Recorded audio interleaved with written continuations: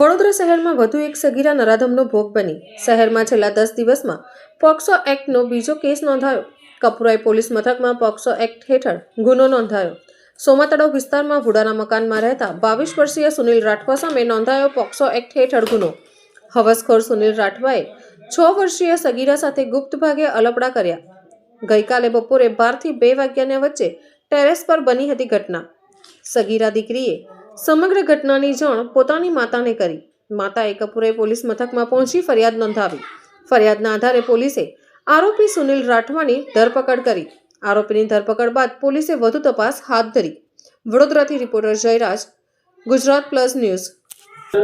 Kapurai police મથકમાં ગઈકાલે જે ઘટના બની છે સમગ્ર મામલો હાલ કેટલા આરોપીની અટકાયત કરવામાં આવી? ગઈકાલે કપુરાઈ પોસ્ટે વિપાટ ગુના રજિસ્ટર નંબર 41/2026 નો ગુનો દાખલ કરવામાં આવ્યો છે।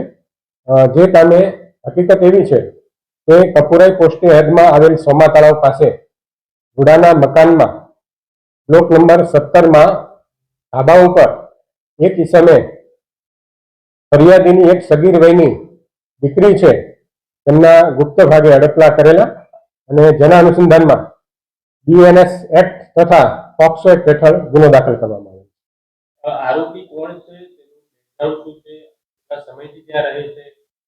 આરોપી છેલ્લા ઘણા વર્ષોથી ત્યાં રહે છે। તે સુનિલ રાઠવા કરીને છે। ઉંમર છે આરોપીની? આરોપી અંદાજિત 22 વર્ષની ઉંમર છે એની અને કોઈ ખાસ કામ ધંધો કરતો હોય તેવું જણાતું નથી। હજુ સુધી જણાવેલ નથી, તેની તપાસ કરવામાં આવશે। તપાસ હજુ ચાલુ છે અને એ તપાસ દરમિયાન તેના રિમાન્ડ પણ મેળવવામાં આવશે। અગાઉ આરોપી આ પ્રકારની